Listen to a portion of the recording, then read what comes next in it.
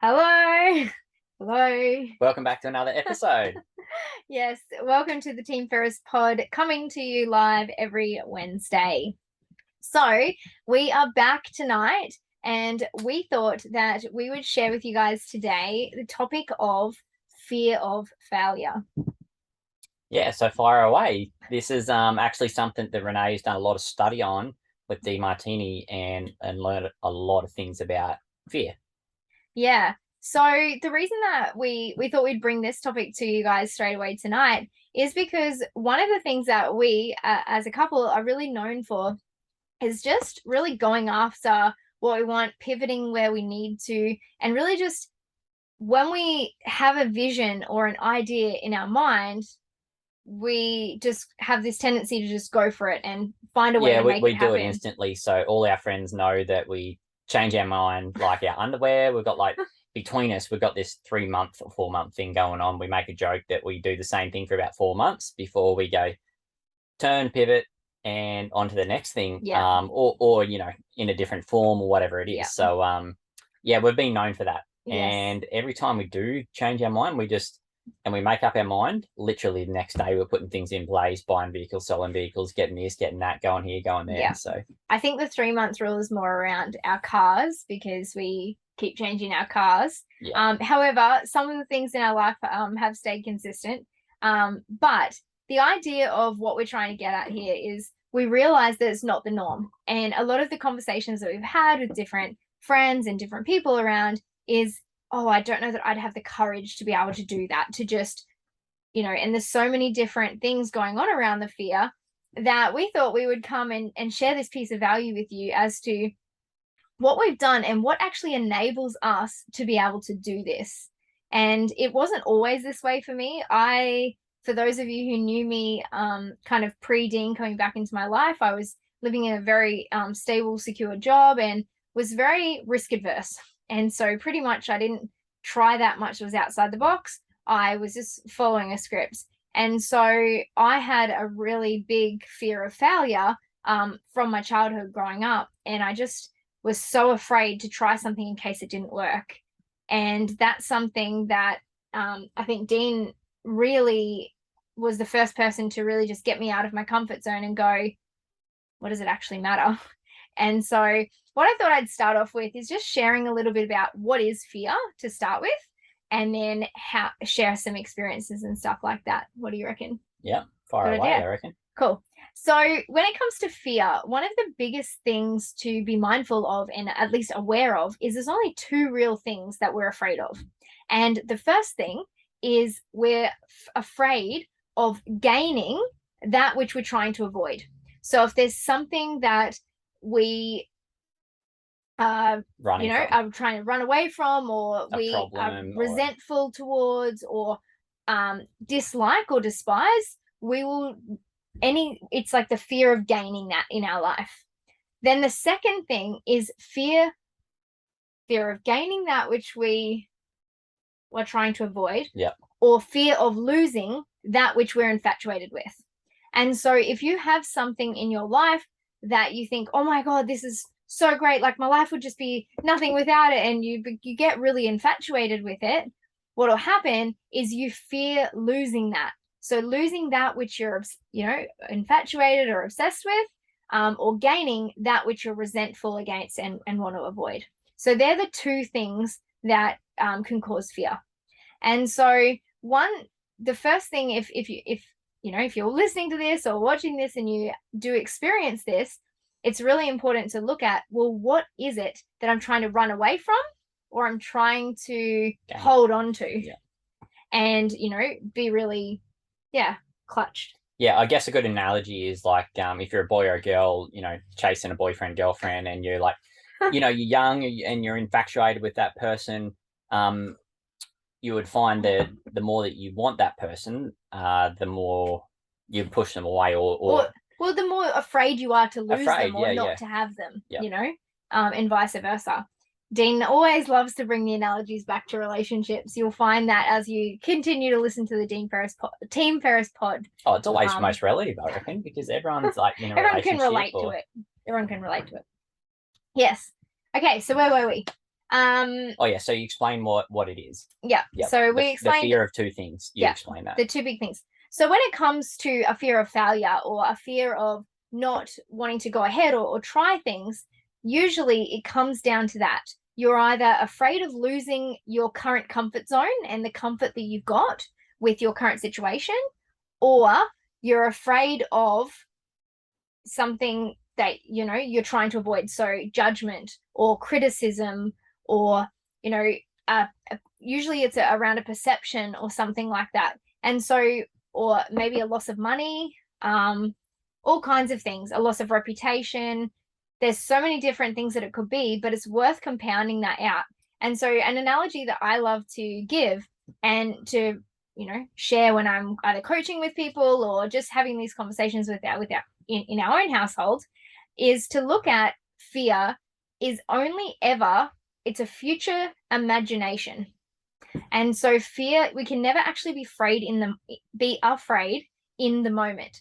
So if you think about it, if you're standing on an edge of a cliff and I asked you, what are you afraid of right now? You would say falling. But then once you're falling and you're like mid-flight, if I asked you, what are you afraid of? You'd be like, well, landing, and being broken or dead or whatever that might be. And so then once you've landed, if I asked you, what are you afraid of now?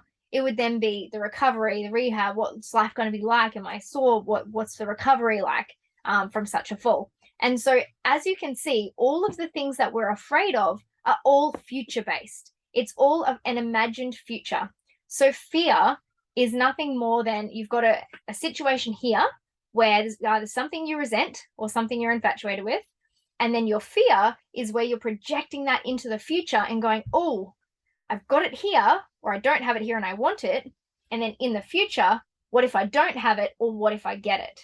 If that makes sense. And so once we understand the basis around how fear actually works and what it is, it then comes simply down to changing our relationship with that fear. Now, there are the odd fears like, death or like injury and things like that, that certain fears are extremely prevalent. Like it's so great that we have fear in our bodies because like if you were about to walk in front of a bus, you would feel afraid. And so, your natural instinct would be to stop or something like that.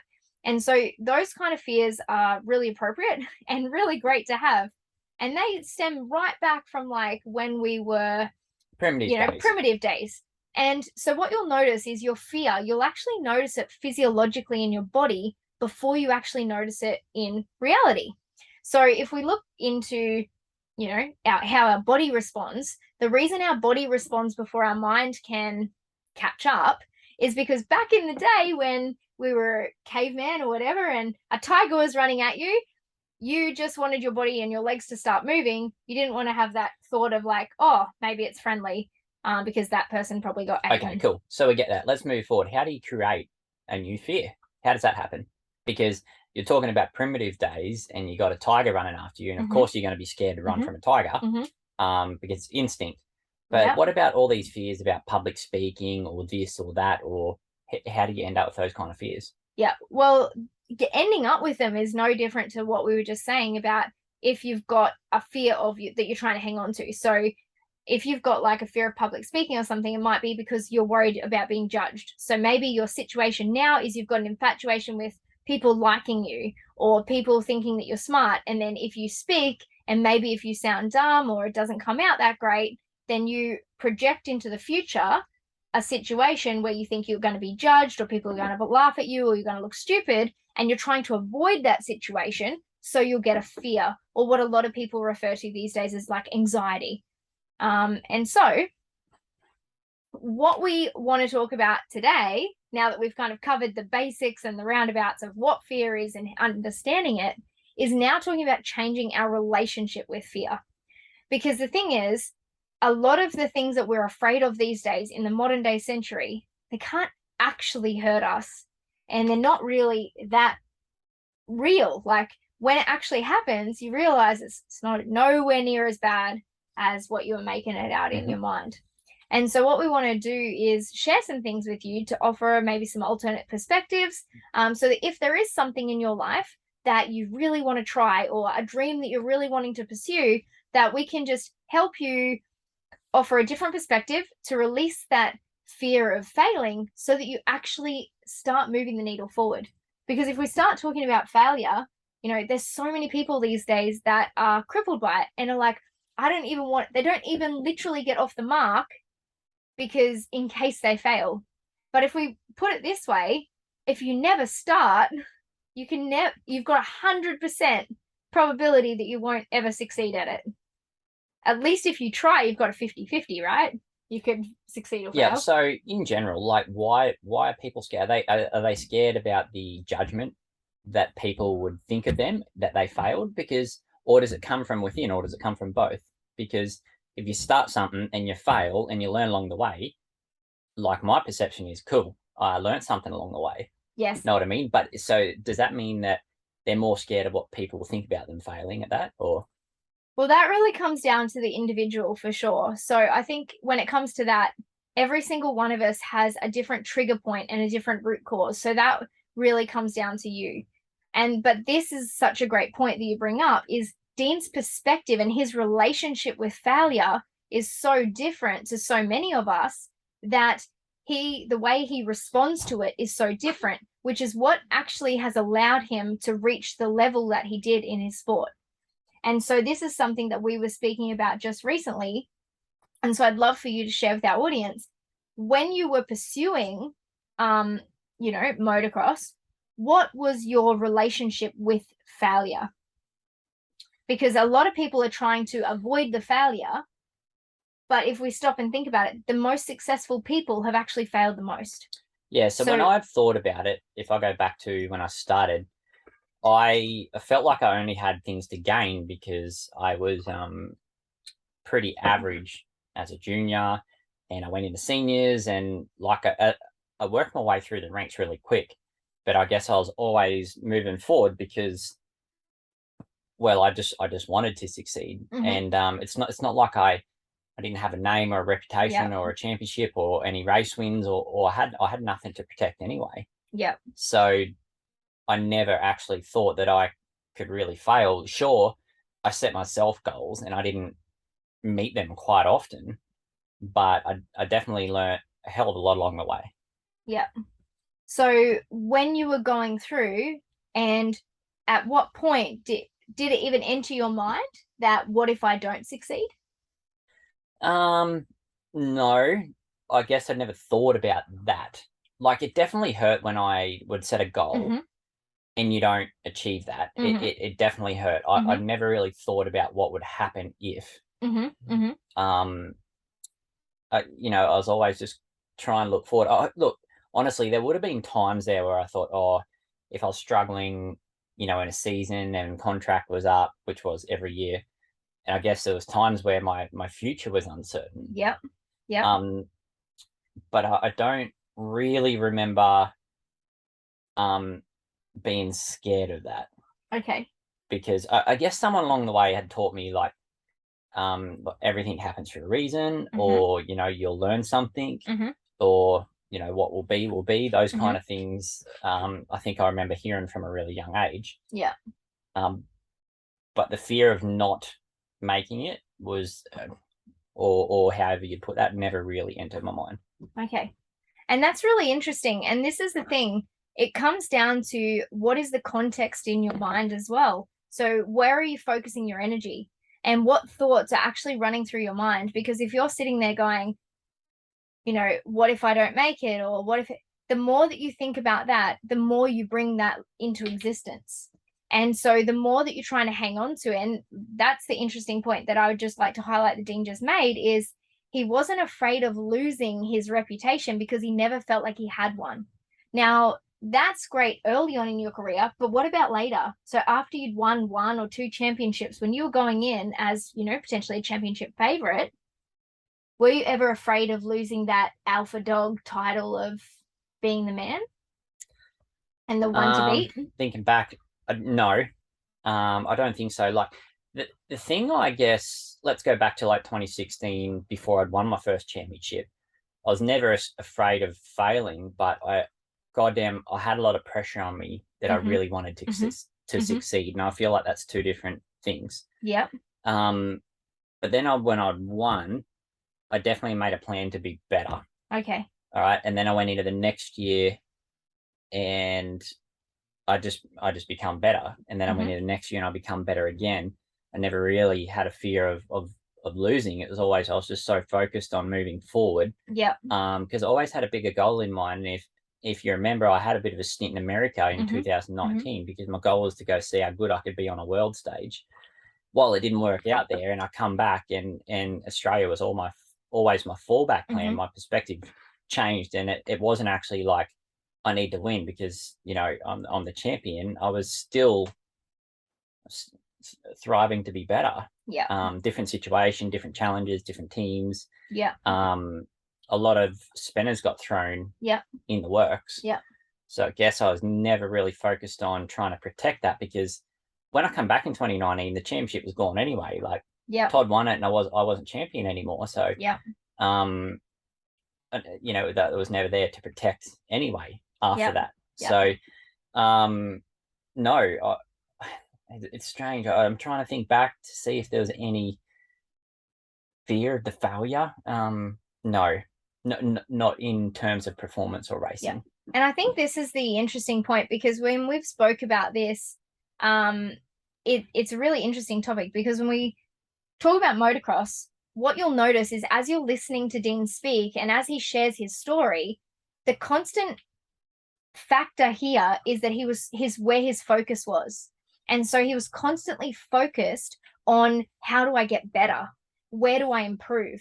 It wasn't, and so this is something that I've shared quite often, is rather than trying to prove ourselves, we add the first two letters of M and try to improve. Because when you're trying to improve, you've actually got nothing to lose, because you can't actually fail, because the only goal is to improve. And when you go out and practice or try, you can't even fail, because you've got more experience. Whether you get the result or not that you were after is out of the point, because the point is that you're trying to improve. And by having experience, whether getting it right or wrong, you've still improved, because you've gained experience, you've gained knowledge, and it gives you that opportunity to start again from a stronger place. Yeah, and let's just highlight fears and failures are two-way different things, right? So the failure is when it happens, you just didn't achieve the goal or the standard that you had for yourself. That's the only failure that can happen. Yeah. Is you don't make it to where you want. You're like, okay, I didn't quite make it there. But the fear is something that's in the future that didn't happen. The failure is actually when it's happened. So if you fail, there's always a lesson in there, right? Correct. And as we mentioned earlier, you can't be afraid in the moment. So when you're afraid of failure, it's a future projection of something that you think of how bad it might be. And but trust when me, you're in it, when you get there and you've failed, I've done many times, you're not scared about it because you're in it. Because you're in it. You can't be afraid of it. So it's then about, well, what's next? Yeah, exactly. Yeah. So fear and failure, two different things.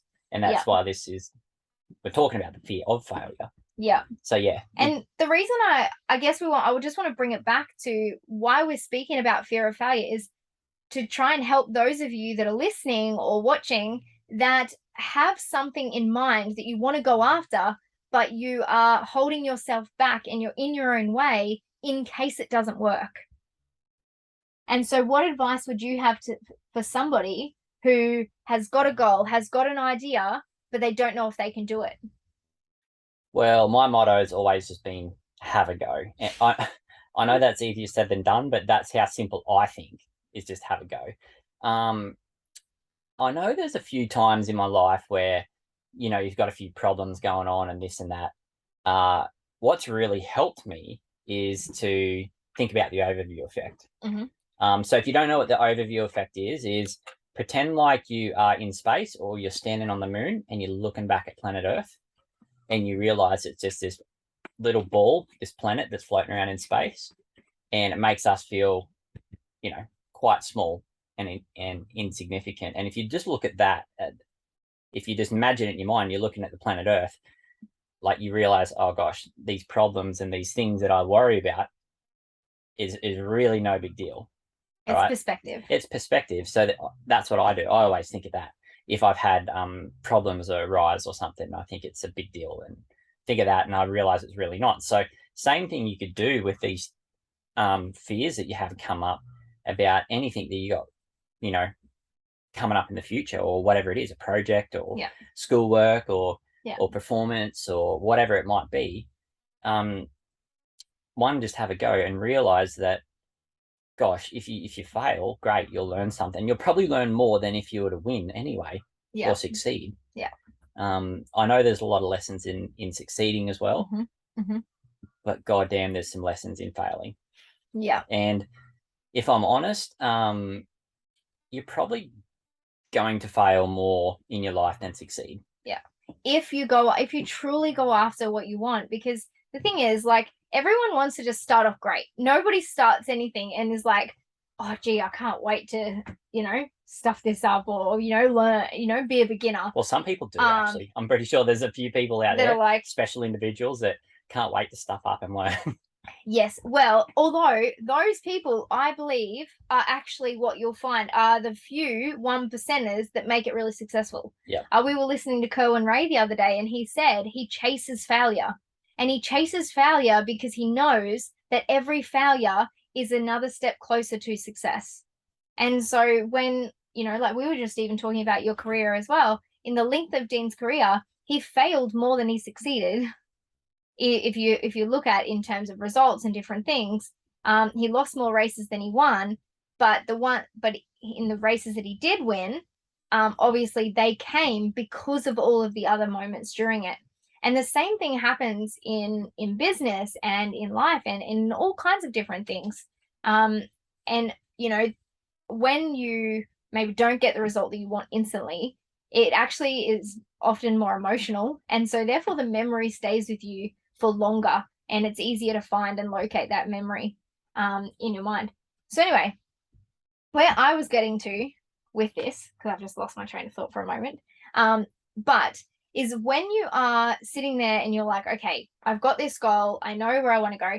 The biggest thing to work out is if you're sitting there and you're feeling like you're stuck and I just can't move forward. I know what I need to do. I've been given all of the stuff, but I'm not willing to push play. I'm not willing to have a go because of all of the different reasons that you can give yourself and excuses.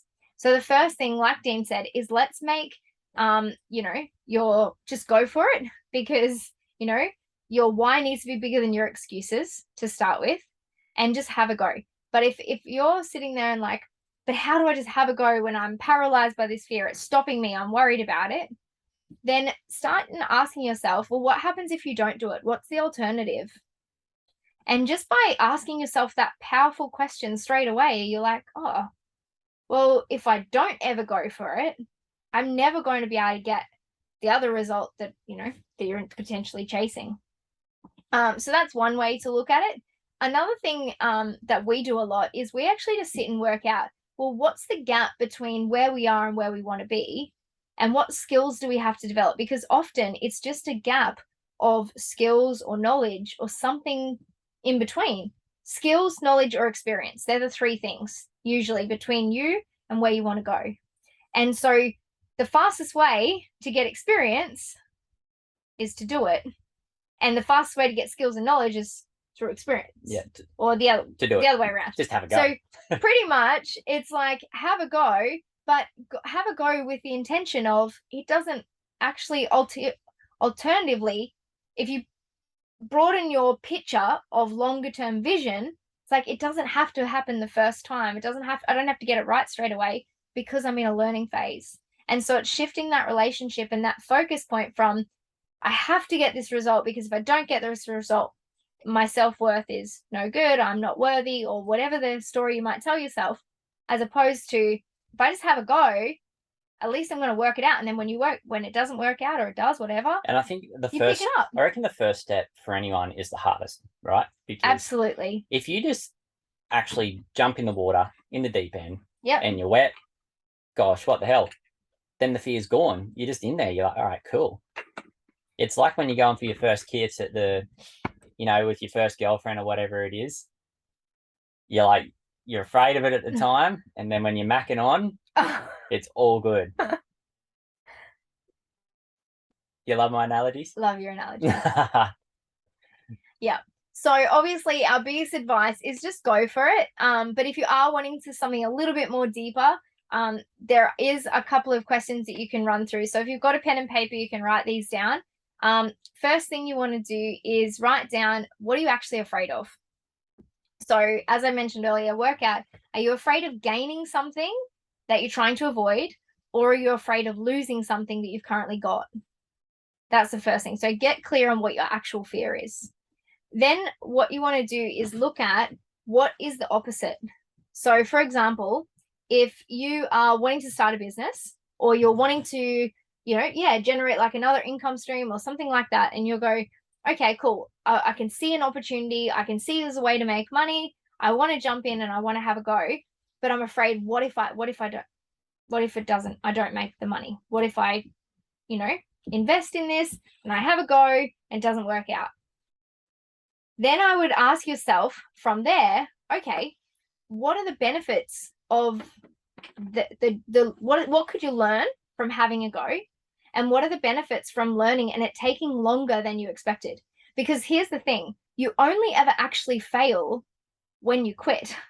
If you keep going and you don't quit, and every time you fall down and you go, okay, cool, tried that, trial and error, tried that, didn't quite work, I'll pivot, I'll try this, I'll add this, or this has given me another experience. I always like to think that whenever I fall down, it's no problem, because I get to get up and try again, but I'm never starting from scratch. I'm starting with more experience. And so if we come from that perspective, you can't really properly fail until you give up. So instead of asking what if it never happens, ask yourself, what is the benefit of the resilience if I just keep going? And each time I pivot and I learn and I pivot and I learn until it gets there. So what's the benefit of it taking longer than I expected? Then on the flip side, you could ask yourself, what is the drawback if I never even try? So what's the cost of never trying? And guess what? If you never try, you'll absolutely never know. And so this is our philosophy. This is something that we put into place all the time. This same thing works with a lot of with motocross, with sport, with all kinds of things. It comes down to working out, is it a legitimate fear? Like, is there something that you need to know first? Like, for example, you can't just go, like, you can't throw me on a supercross track and be like, oh, just get over your fear and go jump that big triple. You might need a bit of skill. You need some skill first. So sometimes you need to ask yourself, is it a legitimate fear? Is there a skill set that I really need to get first before it's even possible to try it? And then once you know that you've got at least a basic amount, then you go, okay, cool, what's the cost? And as you go through that, you'll find that there's more and more opportunities and more doors open up. You get to learn more, you get to pivot and try more. And I believe that life's actually more fun when you're trying new things. Like, we've tried quite a few things now. Yeah, so our pivot that we do every three months has been really interesting, actually. It's kept us on our toes, that's for sure. Yeah. And that's the thing, like, and you pivot, and what you'll find is each pivot tends to point you into the direction of what's truly important to you. And because like when we look at, some of the earlier businesses, for example, that we tried and started and they didn't quite work, they've really all led us to what we're doing today. And, when we stop and think about it, we're so grateful because each one of them gave us a different skill to find truly what really sits for us and what works for us. And same with motocross, there was a few different things in Dean's path that, didn't work out, but it all led him back to what was most important to him at the time. Would you agree with that? Yep, 100%. Yep. And so the other thing you can do, if you are still feeling a little bit stuck, is go and actually have a look at past experiences where this has happened.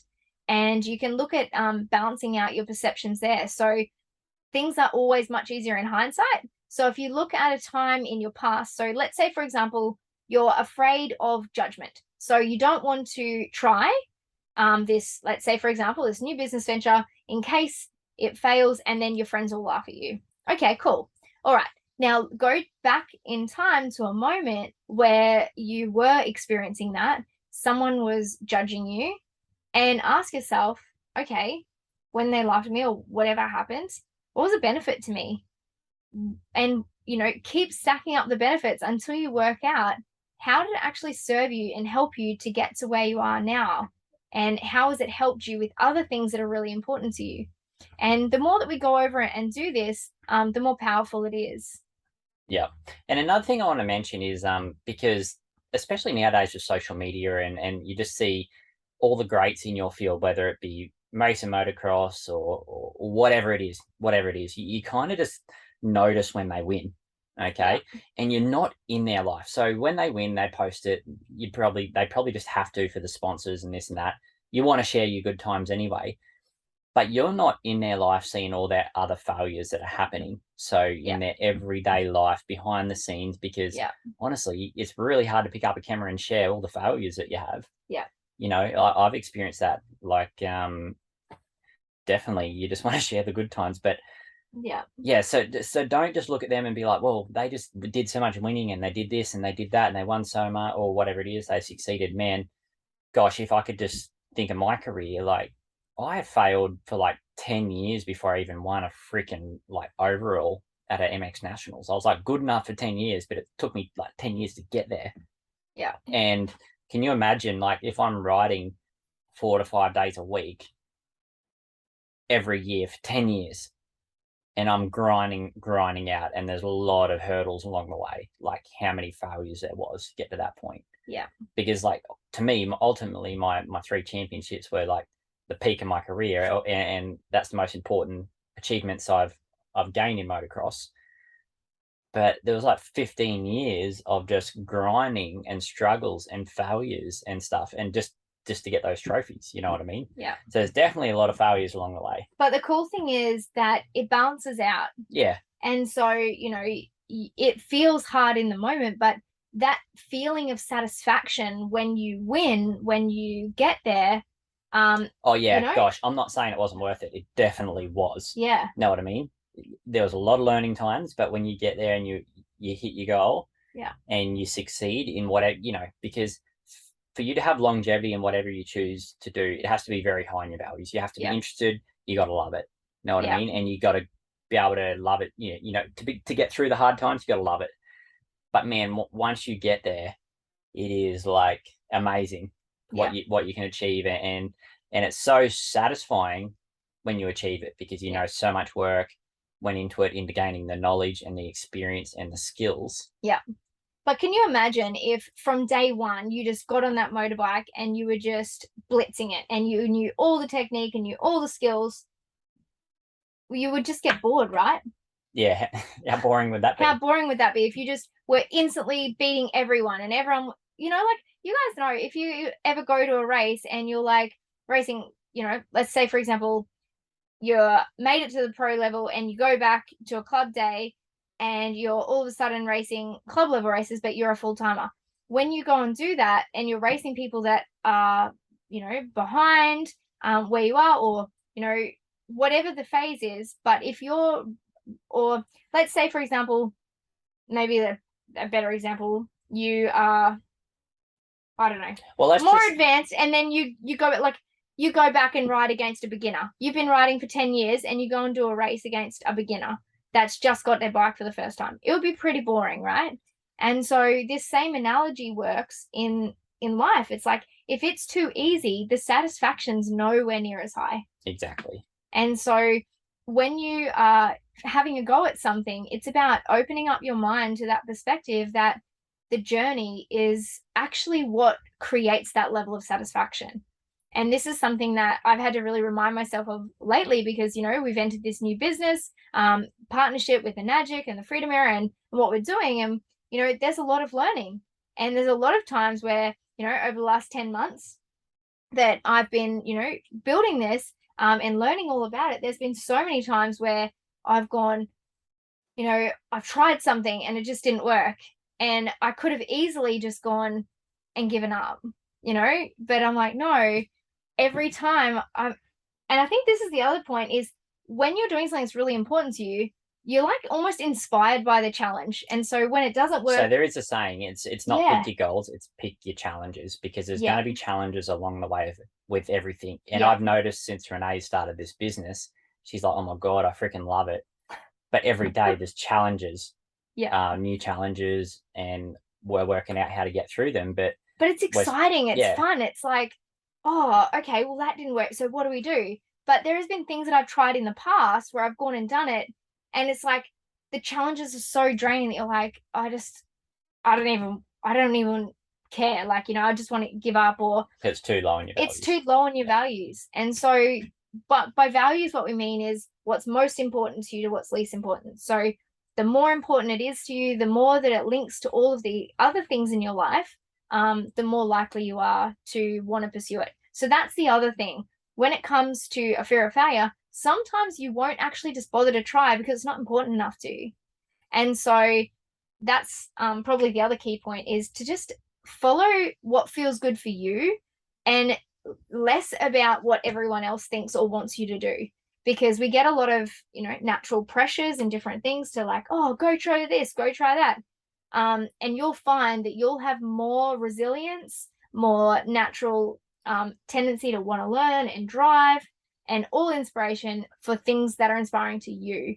And so, yeah, if there's something that you can think of, look at how it can support you and actually fall in love with the journey and the challenge specifically. Like, look at what challenges you could come up against and get excited about them, because I feel like that's been the biggest shift for us, is we pursue stuff that, we talk about how will it help Dean with what's important to him, how will it help me with what's important to me, how will it help the kids, and we go through the different things that are important to us, link it all up, and then we're just like a bull out of a gate. We're like, cool, let's do it. But if it doesn't tick all those boxes, we just don't. We just, move on. Next. Move on. Move on. Yeah. Yeah. So I guess the final point there, because I don't know how long we've been talking again. Who knows? All right, so let's wrap it up. Points. What to do? Have a go. Yeah, just go. Just jump. Have a go. And just look at perspective. Like, is it really that scary? Yeah. In the end. And focusing on improving, not trying to prove yourself, because you are 100% worthy as you are. And whether or not you go and do this great or that great, you know what? The people around you are still going to love you. Those things are different. So also setting meaningful goals, something that's actually important to you. So link it in with that so that you've got that resilience to keep going, and shift the focus. So rather than the focus being on the goal achievement, I like to think of when we set the goal, it's like that's the GPS. We've put it in the map. We know that's where we're heading. And then where you're on the road is the path is different to the destination, I guess is what I'm trying to say there. Yep. And the path is where you'll find the successes and the failures and the micro goals and different things like that. So, yeah, I hope that has been of value to you guys in terms of shifting relationships with fear and with failure. We've got some more to share on this, in coming episodes for sure on different topics. But I think we've covered a fair bit tonight. Yeah. What do you think? That was all right. Just go in and have a go. Any young fellas out there looking to get their first kiss on their first date, you just jump straight on in there, no problem. It's really not that scary. It'll work out all right. Yeah. And that's the thing, like, even, Dean and I are sitting here, we're not experts at podcasts. We're sitting on a Zoom call talking to ourselves that we press record, press play, save, whatever, and then upload to YouTube for you guys. So it's not that hard to do things when you just break it down. So if you've got a goal and there's something you want to do, ask yourself, actually, I want one final point. If you take one thing away from this, is look for the next step. Rather than trying to look the whole way up the mountain, just ask yourself, what's the next step? Because it's that first step that's the hardest. Cool. All right, guys. That's a Team Ferris pod chat for your Wednesday. And we look forward to talking to you next week. Thanks for tuning in. Bye. Stop.